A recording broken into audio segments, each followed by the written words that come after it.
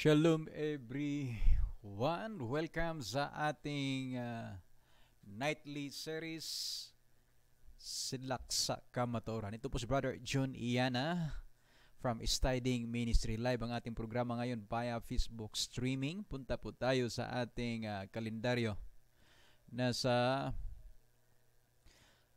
12th day of the 9th month, the month of Kislev, 4th day of the week of the year 5865, at ito ay nahati sa 119 Jubilee Week 4 and Year 6. May katumbas na pizza mula sunset ng Monday, December 5 hanggang sunset ng Tuesday, December 6 taong 2022. So welcome once again sa ating nightly series Sidlak sa Kamatuoran, at pag-usapan natin ngayon ang ating Part 3 sa The Seven Seals Made Easy. Yan po ang ating pag-usapan ngayon. Part 3, the third seal, black horse, barley, and the oil. And you shall know the truth, and the truth shall make you free. So sa ating mga offline and online viewers, sa ating mga kapatiran, naging kabahagi po sa ating media ministry, sa Stiding Ministry. So maraming salamat sa pagiging pagsuporta po sa ating programa, at sa ating mga kapatiran na mayroong mga katanungan patungkol po sa ating mga talakayan, just comment and notify us kung nais po nyo na mas maunawaan sa detalye ang tinatawag natin na biblical calendar. So biblical calendar, the 7th day of the week based on the appointed time or season. So happy viewing, kasama natin ngayon Sister Risa. So patuloy po natin ang ating talakayan, ating balikan at ating saglitan ang time of the end. Ito po yung mga four major event. Yan po ay mag-umpisa sa beginning of sorrows, ang simula ng kapighatian, at ang Matthew chapter 24 verses 14 and 15, the gospel of the kingdom shall be preached into the world for a witness unto all nations, and then shall the end come. At ang abomination spoken by prophet Daniel, abomination that maketh desolate.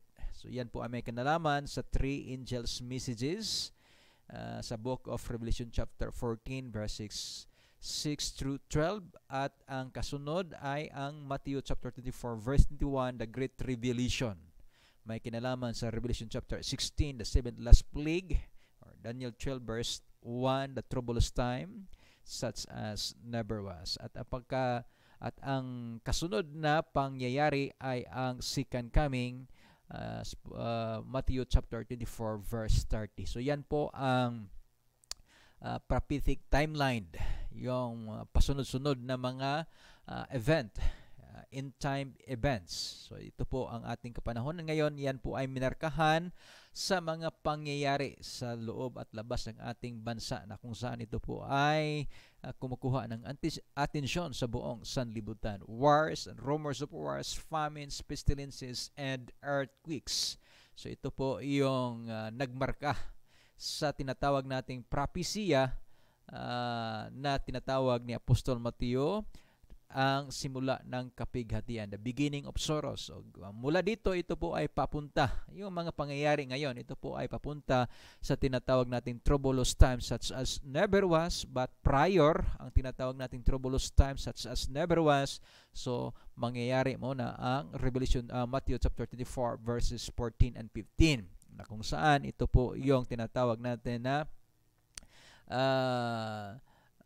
yung selling message, the seal of deliverance and the seal of destruction, the mark of Elohim and the mark of the beast. So bago po mangyari ang seventh last plague at ang second coming. So yan po ang tinatawag na the time of the end, spoken by prophet Daniel, na ito po ay ating manawaan sa ating kapanahonan, sapagkat yung mga propesya ay nangyayari na sa ating panahon. So yung timeline, yung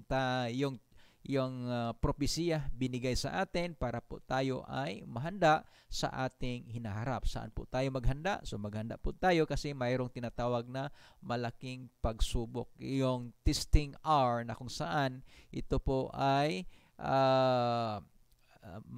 ito po ay tinatawag natin na yung Revelation chapter 3 verse 10 na susubok sa buong sanlibutan, sa lahat na nanirahan sa buong sanlibutan. So ito po yung mga pangyayari ngayon. And ye shall hear of wars and rumors of wars. See that be not troubled, for all these things must come to pass. Bago lang po pinalabas ng Estados Unidos ang kanilang most advanced military aircraft ever built. So makita na natin yung mga bawat bansa ay nagpapakita ng kanilang military might. Sila po ay naghanda ng kanilang mga armas, at yan po ay talagang papunta sa tinatawag natin na troublous times such as never was. Mga kaganapan na yung calamities after calamities, Indonesia volcano erupts. So bago lang to nangyari, I think kahapon. So ito po yung mga kaganapan na kung saan ito po ay pumupukaw sa bawat isa, na tayo po ay makapag-isip ng masinsinan at malaliman kung saan nga ba papunta yung ating sanlibutan. Kung ano nga ba ang tinatawag natin na kahinatnan sa lahat-lahat ng mga pangyayaring ito, saan nga ba ito papunta. So yan po ang mga kaganapan ay nagbigay sa atin ng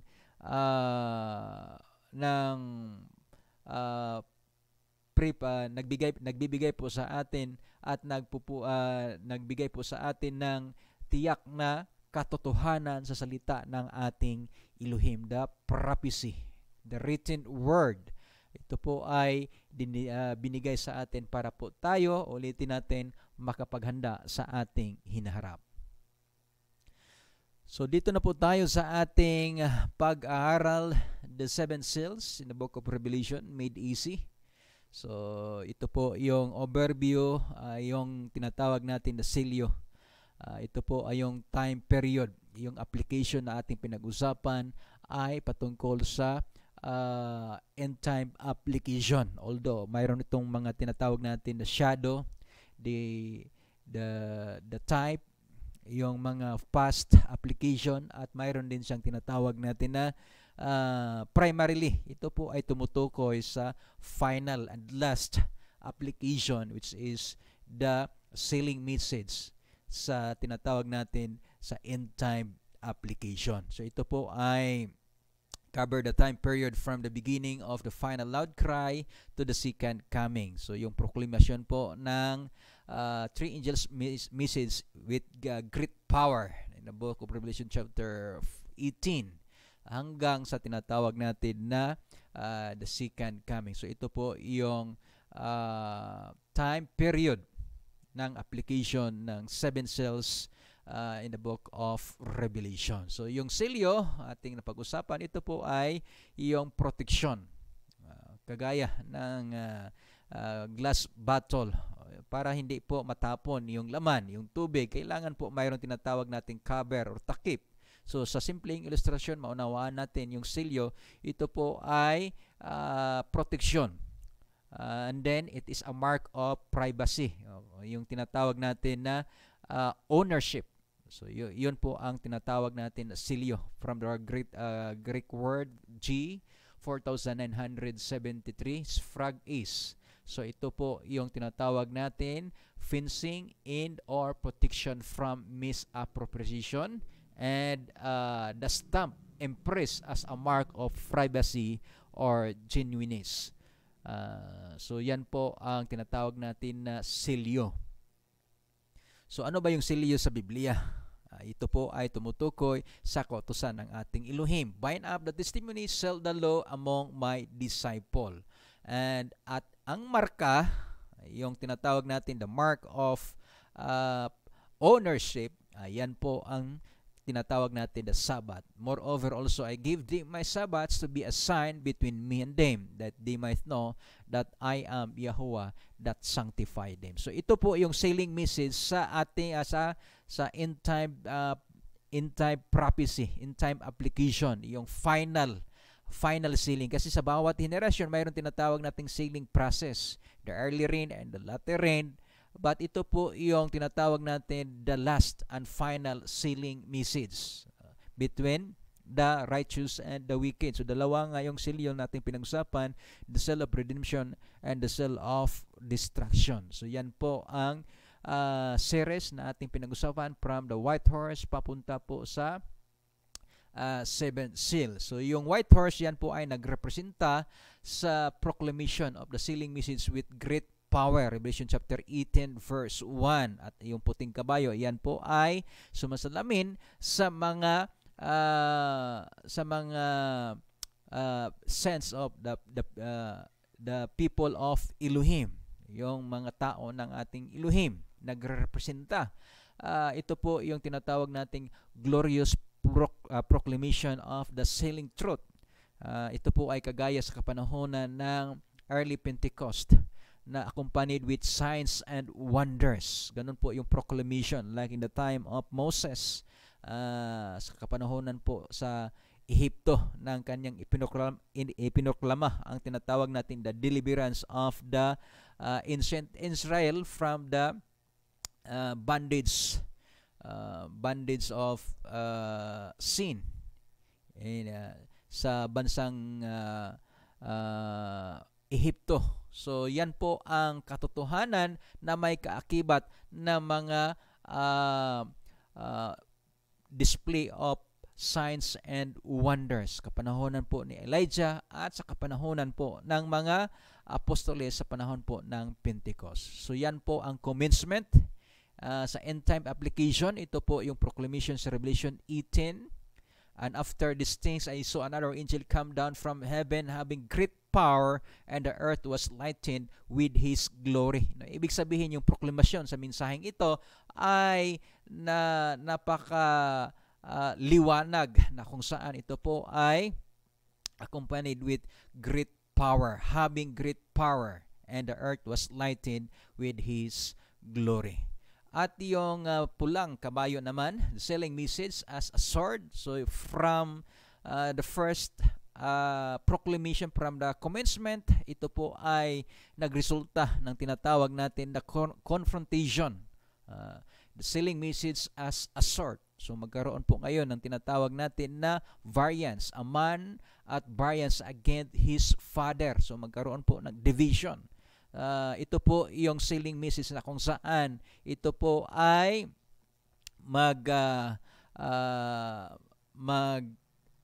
dala po ng tinatawag natin na variance or division among the family member. As it is written in the book of Matthew chapter 13 verse 34, think not that I am come to send peace on earth. I came not to send peace but a sword. For I am come to set a man at variance against his father, and daughter against her mother, and the daughter-in-law against her mother-in-law. So, maunawaan natin na yung sealing message from the commencement, from white horse at yung experience ay nagiging bloody, yung confrontation as the sealing message progress. So, sa pangalawang silyo, ang nakita na pangyayari ni John ay yung pulang kabayo. No, ito po yung progress na pangyayari from the commencement of the sealing message. At ang ating pag-uusapan ngayon ay ang pangatlong silyo. At ito po ang nakasulat sa Book of Revelation chapter 6 verse 5. And when he had opened the third seal, na binuksan po yung pangatlong silyo. So kung ating maunawaan na yung event, ayan po ay pasunod. Pasunod na mga pangyayari from the white horse, red horse, hanggang sa tinatawag natin na black horse. And when he had opened the third seal, I heard the third beast say, come and see. And I beheld, and lo, a black horse, and he that sat on him had a pair of balances in his hand. And I heard a voice in the midst of the poor beast say, a measure of wheat for a penny, and 3 measures of barley for a penny, and see, thus heart not the oil and the wine. Kadalasan at mostly sa mga tinatawag nating Bible expositor, ito po ang kanilang mga komentaryo patungkol po dito. Ito po ay tinatawag nila na backsliding state of the people of Elohim.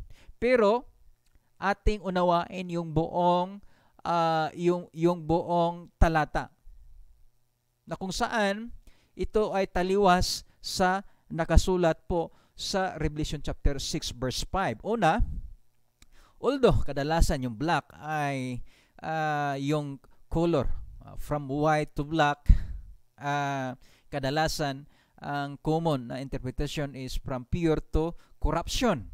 Pero ating unawain na ito po ay a progressive event sa tinatawag natin na sealing message.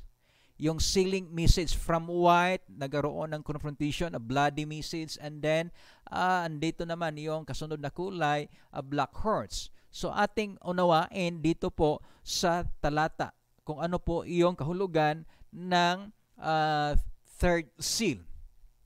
And I beheld, and lo, a black horse, and he that sat on him had a pair of balances in his hand. Para po di tayo maligaw, ating unawain po yung konteksto ng black horse sa talatang 5 at sa talatang 6. Ang hindi na konsidera sa karamihan na mga nagbibigay po ng komentaryo patungkol po dito ay yung relasyon ng black horse sa talatang 6. And I heard a voice in the midst of the four beasts say, a measure of wheat for penny, and 3 measures of barley for penny, and say, Thou heart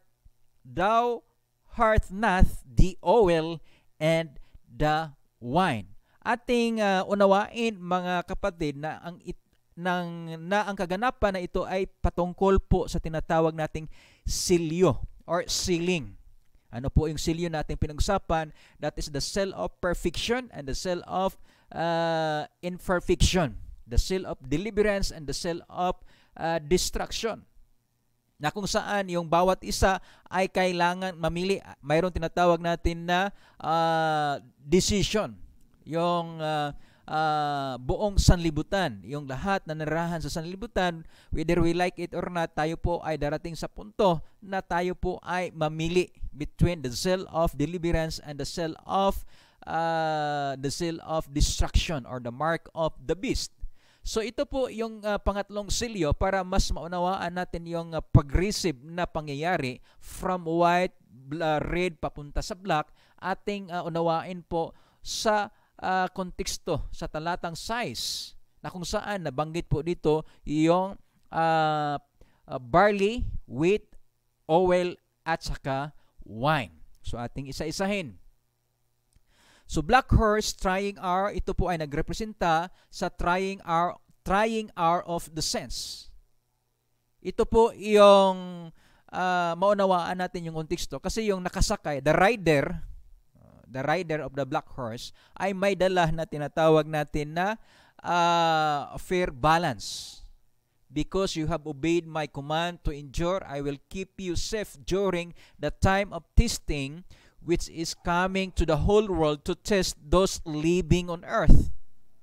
So mayroon pong tinatawag natin na from the proclamation, tinatawag natin the commencement of the sealing message to the confrontation, papunta po sa tinatawag natin na trying hour.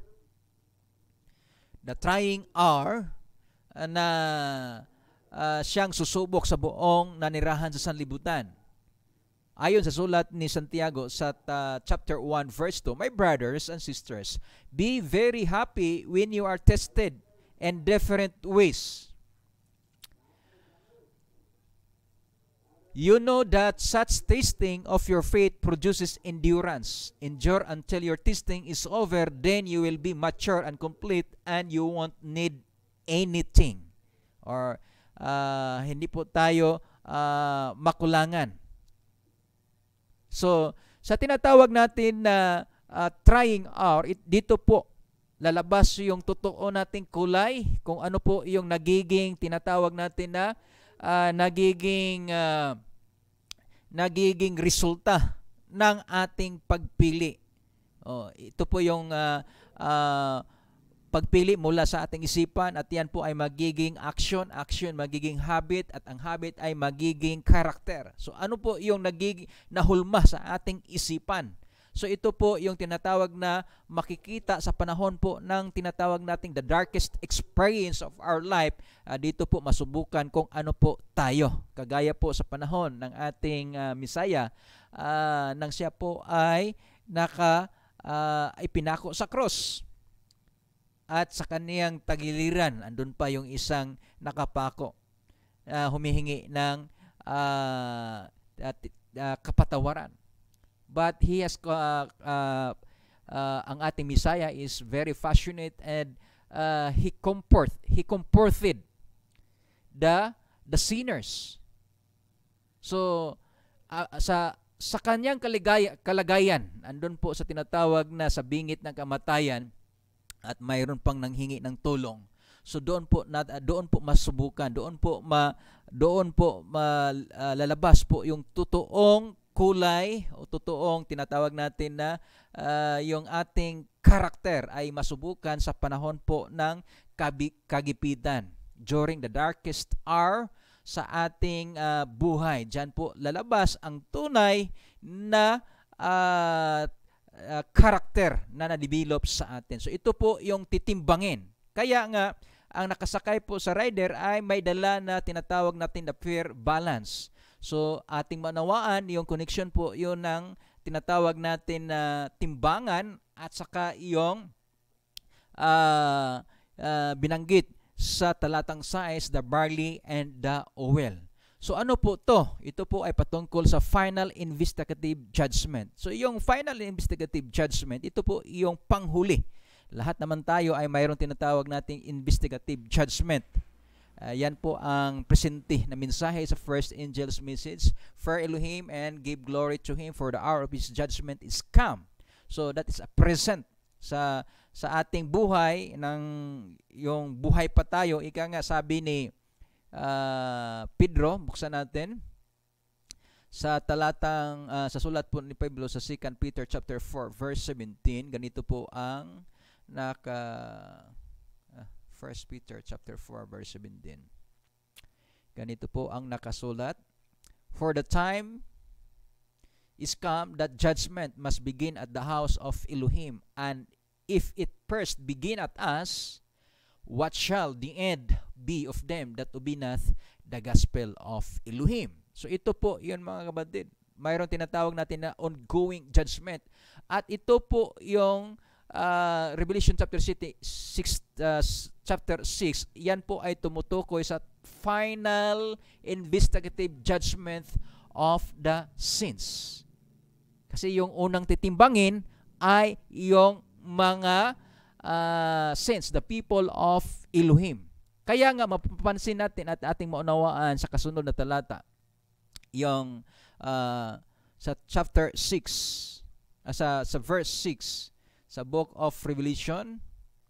Atrasan natin. Sana ba yun? Yan. And I heard a voice in the midst of the four beasts say, a measure of wheat for a penny, and 3 measure of barley for a penny, and see thou heart not the oil and the wine. So ano po ang connection dito sa black horse at saka yung tinatawag the rider of the black horse having pair of balances in his hand?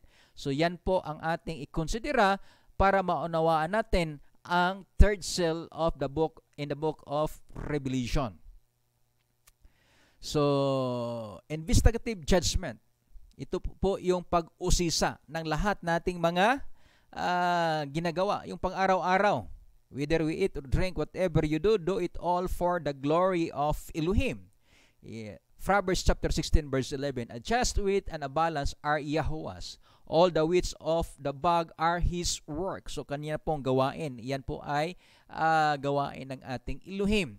Because He had appointed a day in the which He will judge the world in righteousness by that man whom He hath ordained, whereof He hath give assurance unto all men, in that He hath raised Him from the dead. So mayroon pong tinatawag nating appointed time. At sino ba to mga kapatid?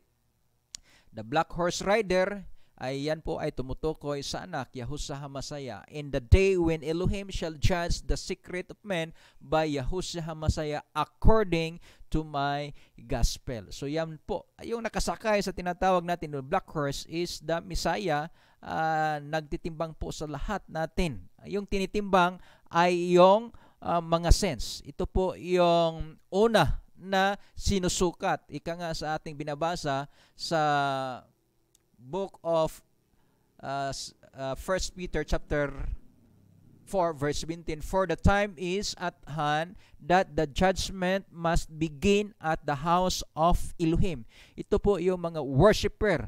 Sabi ni Apostle John sa book of Revelation chapter 11, there was given me a reed like unto a rod, and the angel stood saying, rise and measure the temple of Elohim and the altar and them that worship therein. So ito po yung una na sinukat, tinimbang. Ano po yung titimbangin natin? Yung ating mga ginagawa.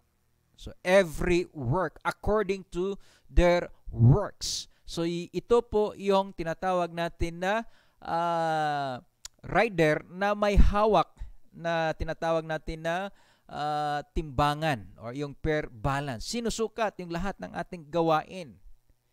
Yan.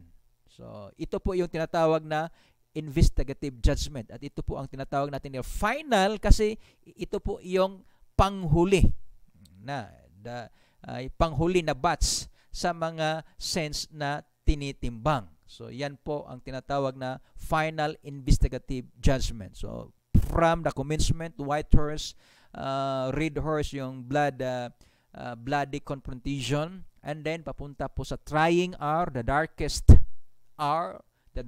time, sa tinatawag nating experience, sa tinatawag nating sealing message.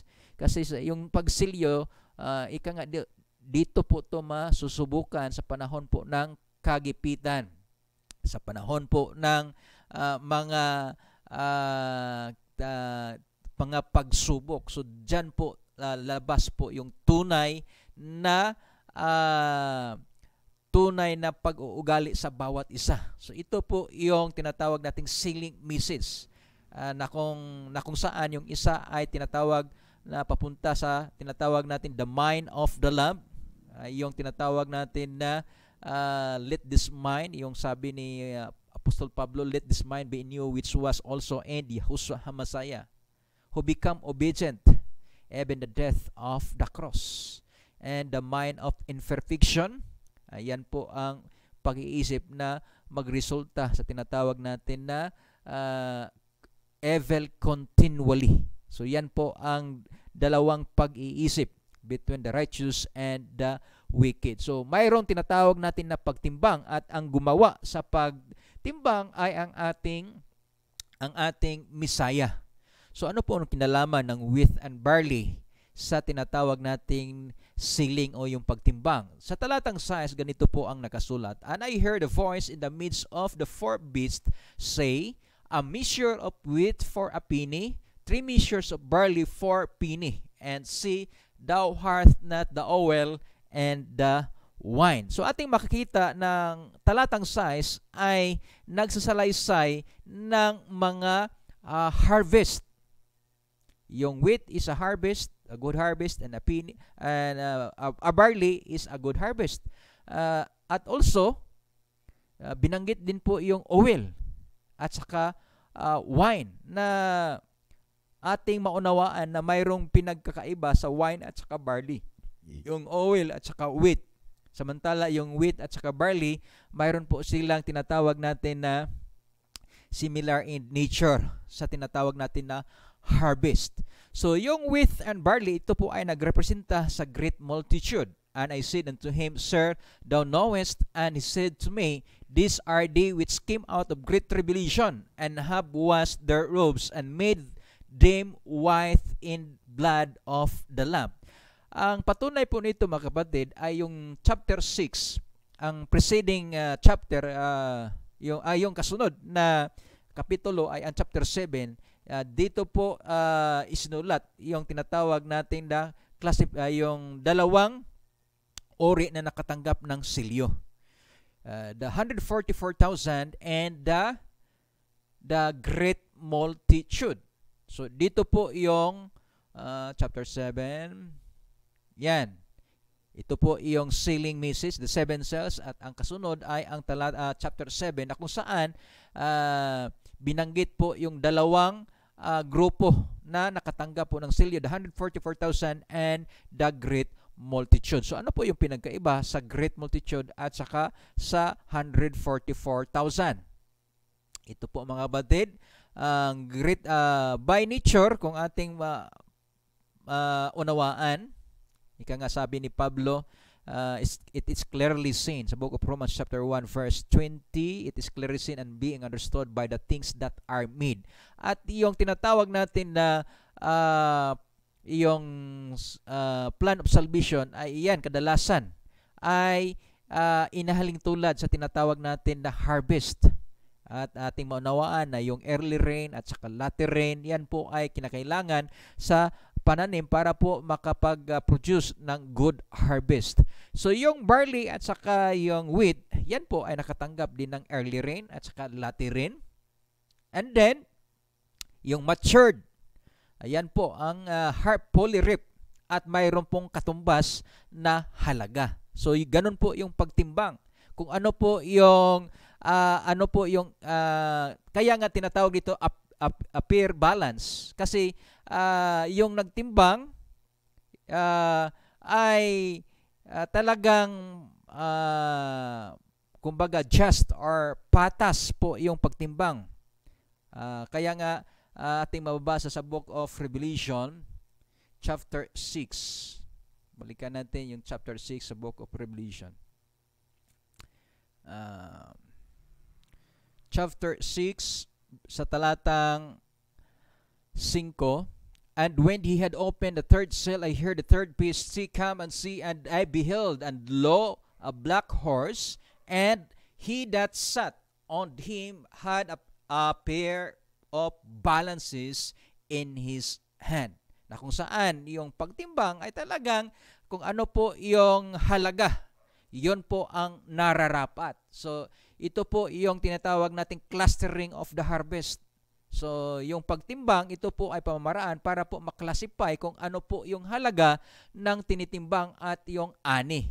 So ating unawain na yung chapter 6, yan po ay sealing message na magresulta po ng tinatawag nating harvest. Mayroong great multitude at saka 144,000. Yan po ang kategorya ng harvest na pinag-usapan sa book of Revelation chapter 7. So by nature, ating maunawaan na yung barley at saka yung wheat ay nagrepresenta sa tinatawag natin na great multitude, na kung saan ito po ay abunda na ani, sapagkat ito po yung tinatawag natin na yung proseso, yung pinagkaiba na proseso sa wine. Kasi yung wine at saka yung tinatawag natin na wine at saka oil, ito din po ay harvest. Yung wine ay galing po sa ubas o yung paras, yung grapes, at saka yung oil galing po sa olive. Ito po din ay tanim. Ito po mga harvest na ito, the barley and the oil, ito po ay dumaan sa proseso ng early rain at saka latter rain. Ang pinagkaiba lang sa dalawa mga kapatid ay yung proseso.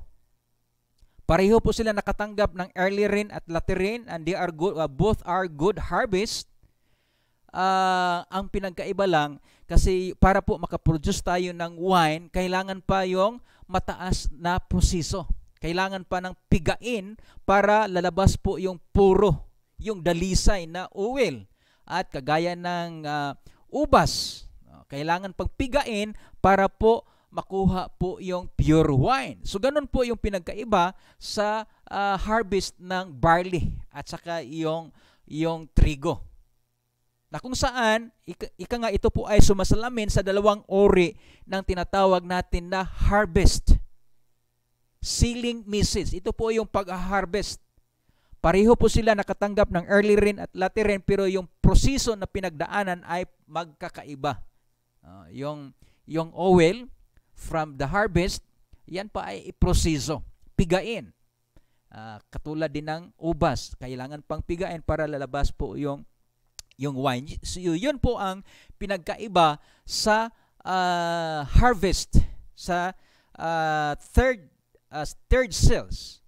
Yung third seal, yung black horse, yan po ay ang panahon na kung saan susubukan yung tinatawag natin na mga sense of Elohim, the people of Elohim, na mayroong nagrepresenta sa great multitude and the 144,000. Ika nga, yung great multitude, iba po yung pagdaanan na proseso, pero pareho po silang tumanggap ng early rain at saka latter rain. Katulad din ng 144,000, pero magkaiba lang po yung kanilang proseso at yung purpose. Yung isa is for wine at saka oil, samantala yung isa is for staple food, yung barley at saka yung barley at saka yung wheat. Ito po yung hindi na unawaan sa mga popular views, yung kaugnayan ng talatang 6 sa Revelation chapter 6 sa third seal. Ito po yung harvest na pinag-usapan dito. Ito po ay mga magagandang harvest. Hindi po to trigo, ay hindi po to siya bonglayon. Ito po ay mga magagandang ani, pero magkaiba-iba lang nga yung proseso. So yan po ang barley and the oil. Yan po ay nagrepresenta sa great multitude at saka sa 144,000. So oil and wine represent 144,000. Ito po ay may ating unawain. And I heard a voice in the midst of the four beasts say, a measure of wheat for a penny, and 3 measures for barley for penny, and say, thou art not the oil and the wine. So ito po mga kapatid ang pinagkaiba. Kung ating maunawain, ang sinabi nito, thou art not the oil and the wine. So ano pong pinagkaiba doon sa barley? So may specific po na purpose yung oil at saka wine. And I said unto him, Sir, thou knowest. And he said to me, these are they which came out of great tribulation.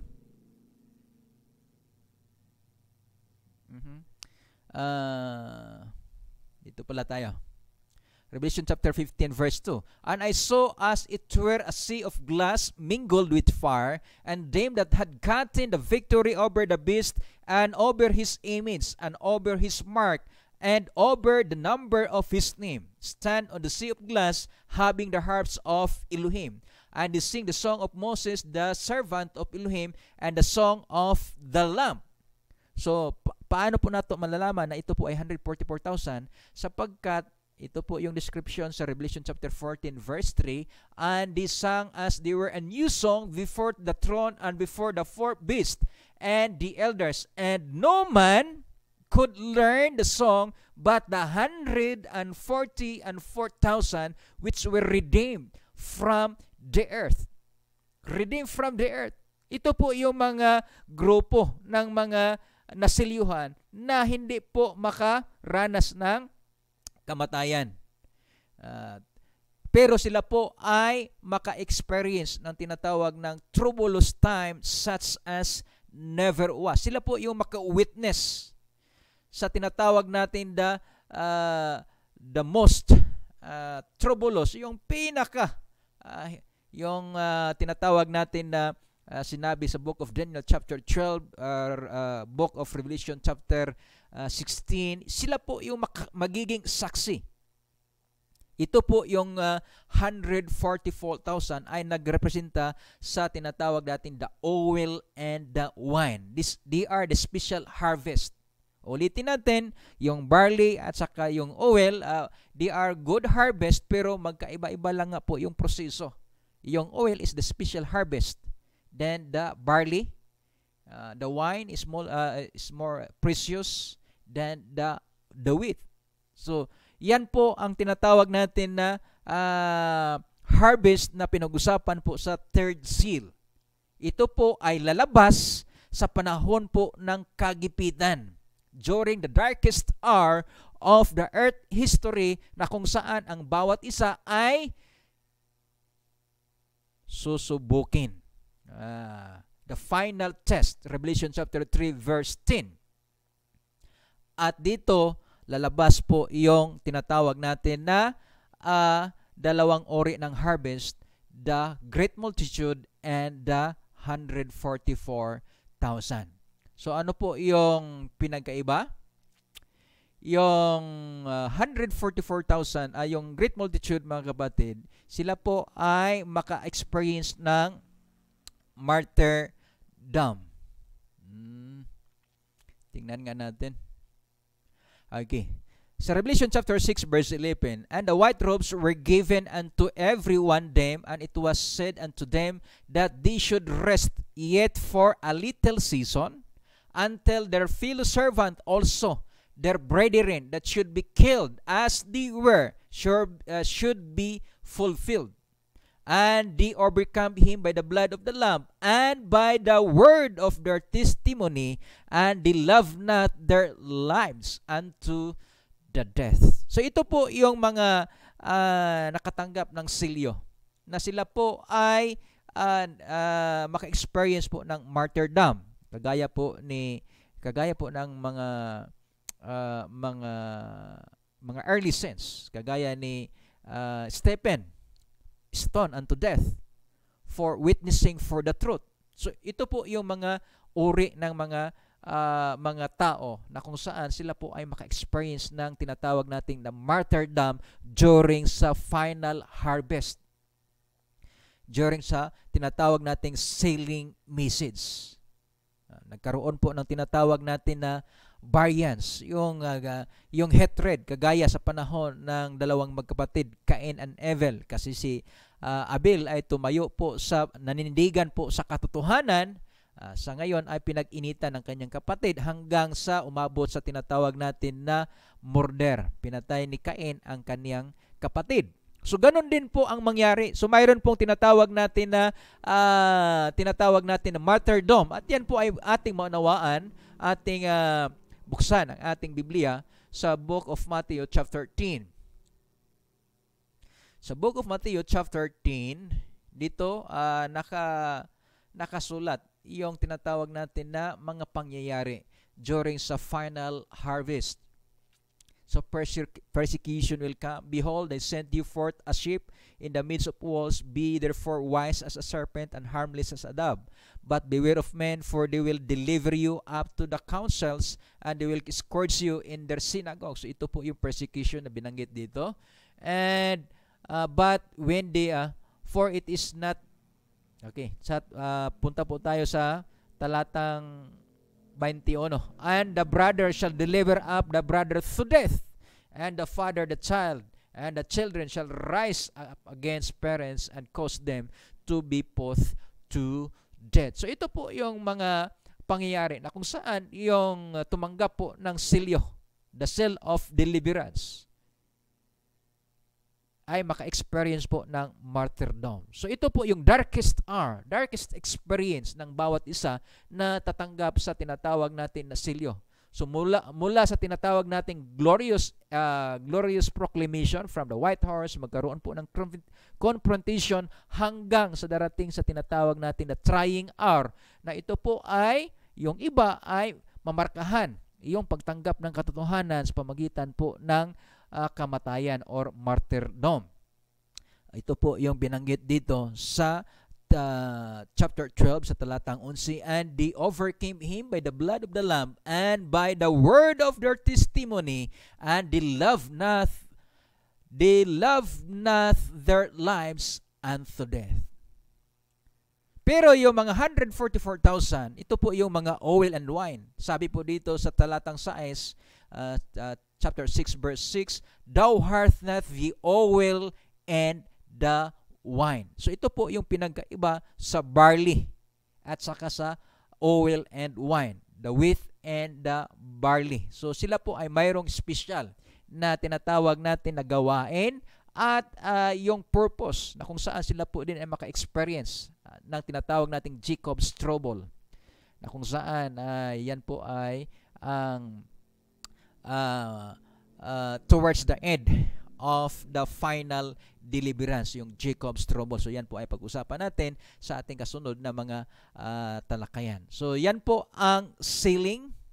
Sa third seal, yan po ang pagtimbang sa mga tinatawag natin na mga sense, the people of Elohim, kung saan tinimbang po yung barley at saka yung mga harvest, the wheat, barley, and the oil, and the wine. So yan po ang progresibo na kaganapan from the commencement of the sailing message, which representing the white horse, papunta po sa pulang kabayo hanggang po sa tinatawag natin na black horse. Yan po ang progressive event ng sailing message. At ating unawain na yung pagsilyo ay dalawa po yan, the seal of perfection and the seal of imperfection, the seal of deliverance and the seal of destruction. So yan po ang kasaysayan ng sealing message na nakasulat po sa chapter 6 sa Book of Revelation. At yan po ay maunawaan natin ng yung third seal ay yan po ay nagrepresenta sa dalawang harvest o yung nakatanggap ng silyo na andyan po sa Book of Revelation chapter 7, the 144,000 and the great multitude. So yung 144,000, anong sabi dito? Saglitan natin sa Revelation chapter 14. No man could learn because it is a song of experience. It is a real experience. Ito po yung sinabi dito. Tiyo pala to. Revelation chapter 14. 14. And they sang as it were a new song before the throne and before the fourth beast and the elder. And no man could learn that song but the 144,000 which were redeemed from the earth. So ito po yung grupo na nakatanggap ng selyo na maka-experience po ng deliverance kagaya po sa panahon ni Moses. Ito po yung nilarawan dito sa talata sa chapter 15. And I saw as it were a sea of glass mingled with fire, and them that has gotten the victory over the beast and over his image and over his mark, over the number of his name, stand on the sea of glass having the harps of Elohim. So ito po yung mga harvest na naklasifyd as 144,000. So iyon po ang pinagkaiba sa tinatawag natin na barley at saka oil. So pareho po yan ay mga good harvest, magkaiba lang po yung proseso na pinagdaanan. So yan po ang sealing message. At yan po ay iproklama with great power. So from the first seal, second seal, third seal. So ito po yung pinag-usapan natin, yung pangatlong silyo. At ito po ay patungkol po sa tinatawag natin na marka.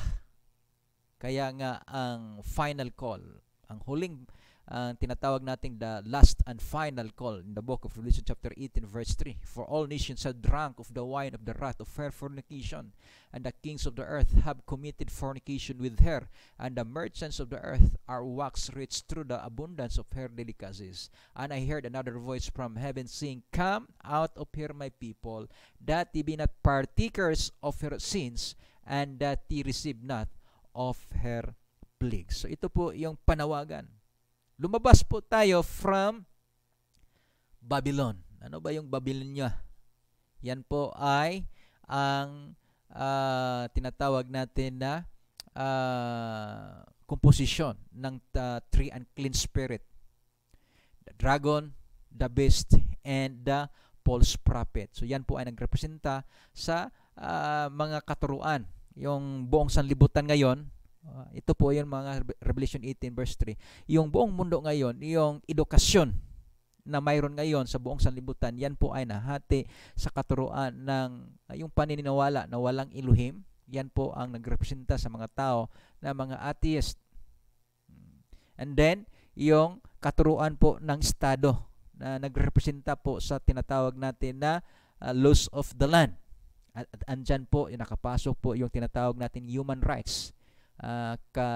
In replacement sa tinatawag natin na divine rights. So yung pinalit is yung tinatawag natin na human right, human human rights, and then the false religion. So lahat ng reliyon ngayon sa mundo ay yan po ay corrupted.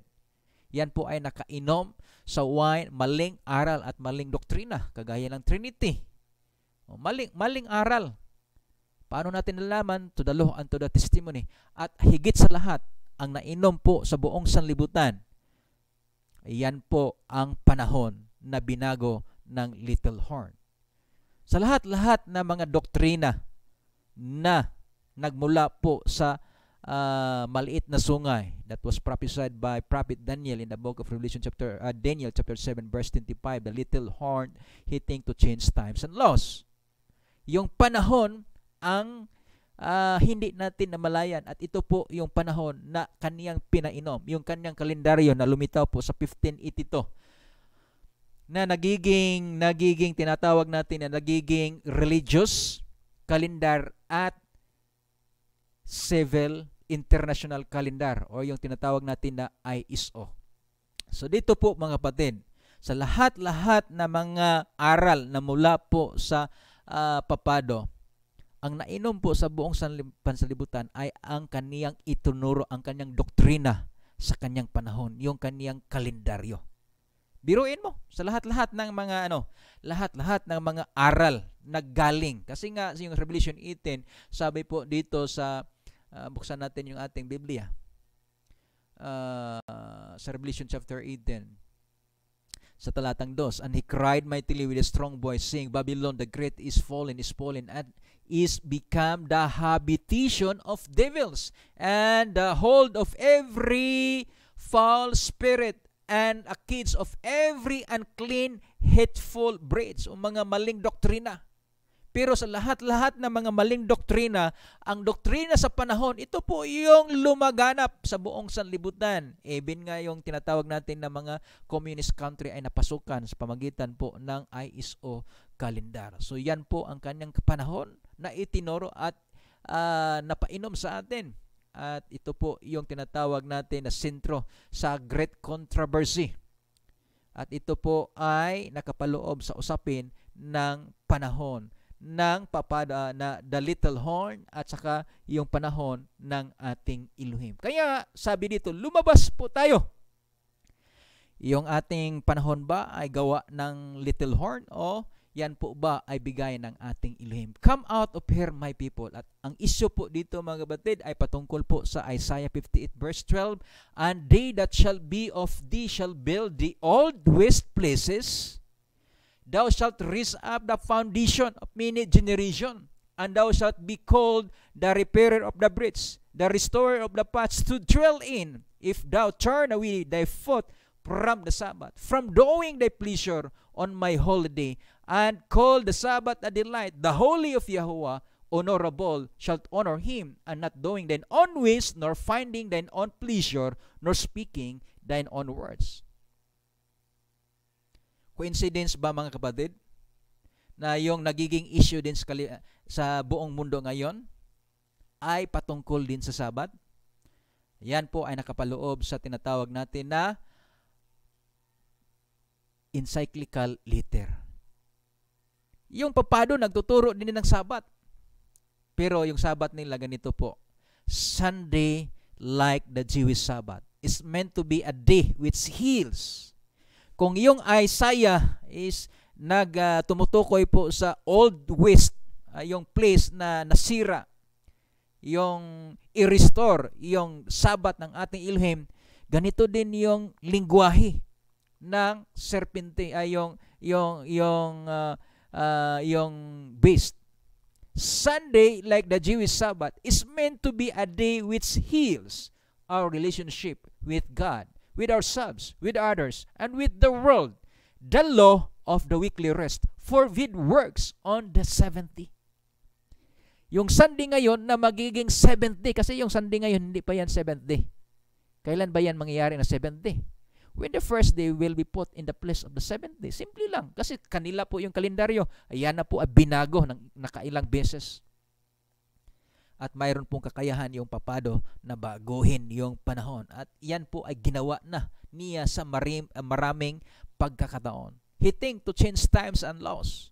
So, ang kanyang i-introduce is the restoration of the Sabbath. Ang pinagkaiba lang kasi magkaiba po yung panahon. Sunday like the Jewish Sabbath, ano ba po yung pinagkaiba sa Sabbath of Elohim? Ano ba yung Sabbath sa Elohim? Ang Sabbath ng Elohim, ating mababasa Leviticus 23 verse 2, speak unto the children of Israel and say unto them concerning the feast, yung salitang feast, that is the same word season of Yahweh, which he shall proclaim to be holy convocation, even these are my feast or season. Ano po yung season ng Elohim? 6 days shall work be done, but the 7th day is the Sabbath of rest. I-search niyo yung word na feast dyan sa book of Leviticus chapter 23 verse 2. Yan po ay season or appointed time. Ano pong sabi sa Biblia? He appointed the moon for a season, the sun know it, he's going down. So yung panahon ng ating Elohim, yan po ay nakabase sa itinakdang panahon, that is appointed time or season. The same word na season sa Genesis chapter 1 verse 14, yan po ay appointment, that is a fixed time or season. Paano po pa ang pagbilang? Kasi iba po yung turo ng pagbilang sa Babylonia. Ganito po ang tinuro sa Biblia. Mag-umpisa po tayo sa new moon. This month shall be unto you the beginning of the months and the beginning of the first month of the year. Yung month at saka new moon, that is the same word na kung saan kung ating isalin, this new moon shall be unto you the beginning of the new months. Kasi nga maraming new moons sa isang taon. He shall be first new moon of the year. Yung taon ay mag-umpisa sa new moon, yung buwan ay mag-umpisa sa new moon. Ganito pong sinabi. At yung footnote, mga kapatid, anciently the year did not commence in the midwinter as now, but at the first new moon after the vernal equinox. Ito po yung biblical reckoning. Simple lang. Saan po tayo magbilang? Yung ating mababasa, yung panahon ng Elohim, may working days, 6 working days, may Sabbath at saka new moon. Paano ba tayo magbilang? Ayon po kay Propeta Isaiah, saan po tayo mag-umpisa? From one new moon to another and from one Sabbath to another. At yan po ay pinatunayan ng mga kasaysayan sa Biblia. Yung Sabbath sa atin ay hindi po yan dumating na ayon lang sa mga sabi, ayon po sa scholar, ayon po sa encyclopedia, ayon po sa diksyonaryo, o ayon po sa katekismo ng papado, na kung saan sila po ay nagsasabi na Saturday is the 7th day, at ayon din sa kanilang kalendaryo na kung saan nagsasabi na Saturday is the 7th day. Dumating po yan, mga kapatid, sa pamagitan po ng turo sa Biblia. At yan po ay minarkahan. Kaya nga wala ni isang Bible history na magsusuporta sa 7 continuous weekly cycle. Ano po yung deception? Ano po yung wine na nakapasok? Ganito po, mga kapatid. Yung simpleng pinagkaiba. Yung pagbilang sa ating Elohim is mag-umpisa po sa new moon, from one new moon to another, from one Sabbath to another. Pero yung little horn, sabi niya, from Sunday to Saturday, 7 continuous weekly cycle. Kaya nga wala tayong mababasa na 7 continuous weekly cycles sa book of Genesis. Ang mababasa natin is 6 working days Sabbath. Pero ang tanong, yan po ba ay 7 continuous weekly cycle? Wala ni isang turo sa Biblia at ni walang isang Bible history na magsuporta sa 7 continuous weekly cycle. Wala ni isang talata nagsasabi ng 7 continuous weekly cycle. Samantala, ang mababasa natin is from one new moon to another and from one Sabbath to another. Come out of here, my people. Yan po ang panawagan. At yan po ay kaparte ng silyo na kung saan ang bawat isa ay mamili. Sabi po na sa Book of Revelation, buksan po natin ulit ang ating Biblia sa Book of Revelation chapter 18. Ito po ay ongoing na tinatawag natin na pagmarka, yung tinatawag nating sealing process. At sa talatang 4, and I heard another voice from heaven saying, come out of her, that ye be not partakers of her sins, and that ye receive not of her plagues. Tayo po ay lumabas. Saan po tayo papasok? Ito po yung sabi ni Pablo. Hebrews chapter 4 verse 11. Let us labor to enter into that rest. Let us labor therefore to enter into that rest, lest any man fall after the same example of unbelief. Ulitin natin.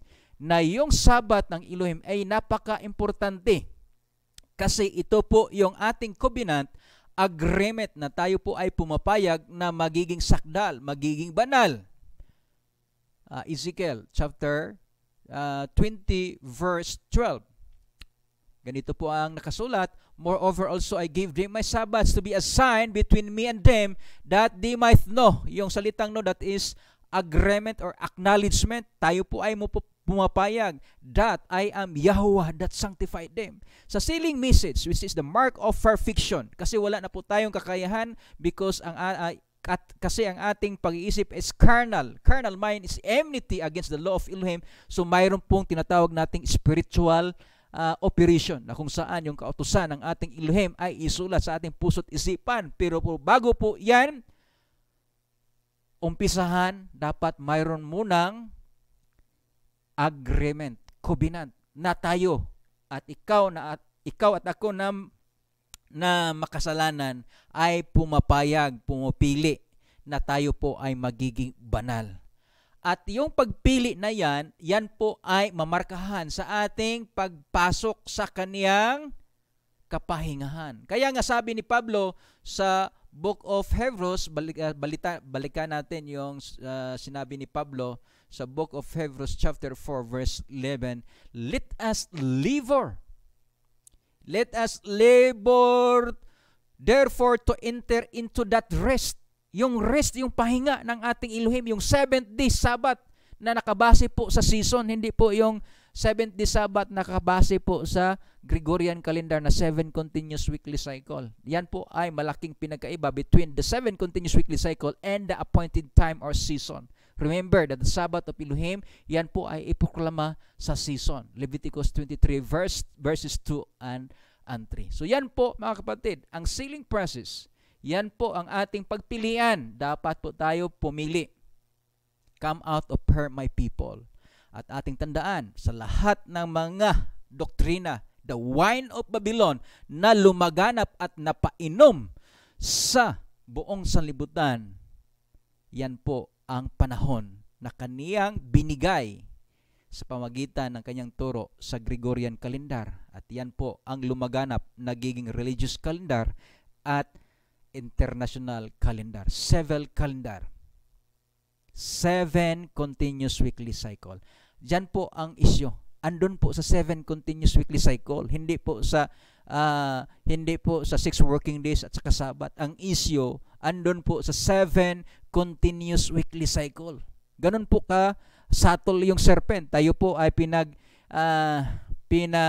pinag-away patungkol po sa Sabado at Domingo, pero wala naman po doon ang problema. That is side issue. Tayo po ay nalihis at hindi natin nakita yung totoong problema, yung maling doktrina na yung 7 continuous cycle. Hanggang ngayon, nagdidebate pa rin Saturday and Sunday. Hindi nakita yung totoong problema, na ang totoong problema na isinalin, na binago, ay ang yung 7 continuous weekly cycle. Wala ni isang aral sa Biblia na nagsasabi ng 7 continuous weekly cycle. At ang patutuo po niya, yan mga kapatid, ay ang crucifixion. Hindi po yan makukuha gamit ang 7 continuous weekly cycle. So yan po ang ating tandaan mga kapatid. At yan po ang panawagan, come out of her, my people. Ito po ay magresulta sa ating pagpili sa dalawa na marka. The mark of Elohim.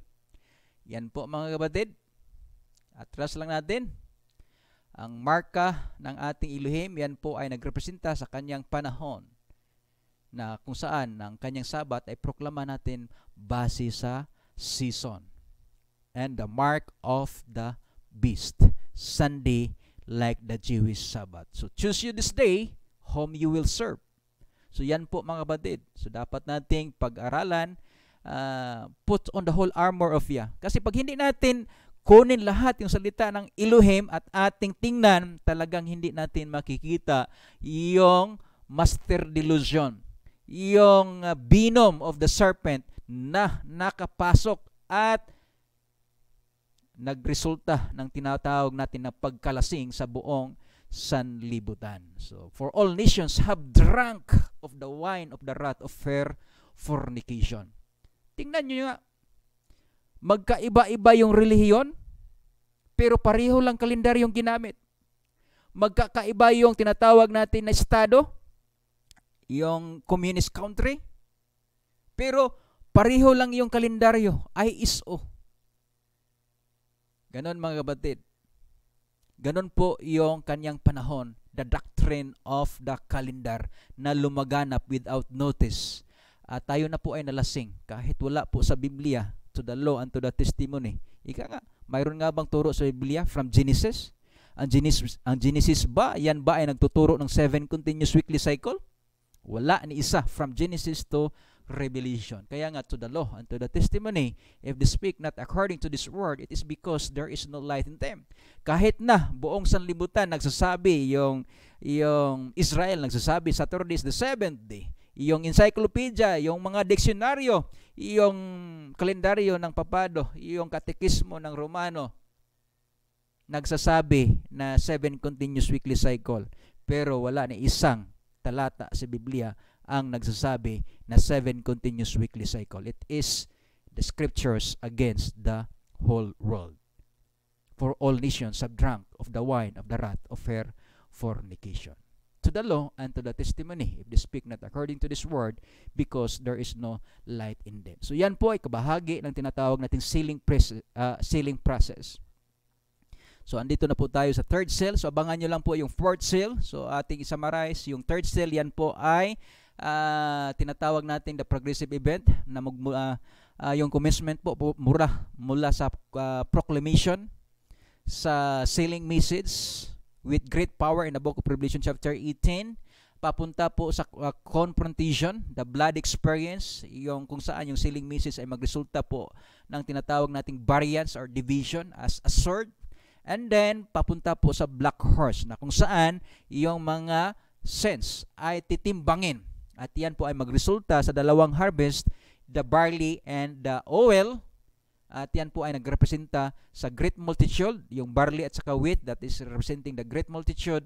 At yung oil at saka wine nagrepresenta sa 144,000. So yan po ang third seal. So bukas abangan nyo ang fourth seal hanggang sa seventh seal. That is the seventh seal series sa book of Revelation made easy. So maraming salamat sa ating mga kapatiran. Kasama natin ngayon Sister Isa, Brother Yanni, Sister Flor, Miljon, Brother Miljon, Ate Kindi, Ruiz Pazon, Japit Roca, and Brother Hill Castor. At sa lahat nating mga kapatiran, kung mayroon po kayong mga katanungan, just comment o nais po nyo ng mas masinsinan at mas detalyado na pag-aaral sa biblical calendar kung paano po yung tamang pagbibilang gamit po ang Jubilee Weeks and Year Reckoning, yung Book of Enoch at saka Book of Jubilee. Napakagandang kalendaryo. Just comment and notify us para po sa ating ma-arrange po natin via Facebook streaming. So maraming salamat at sa huli tayo po magsasabi, asked for the old paths. Praise Yah, bye-bye, and shalom.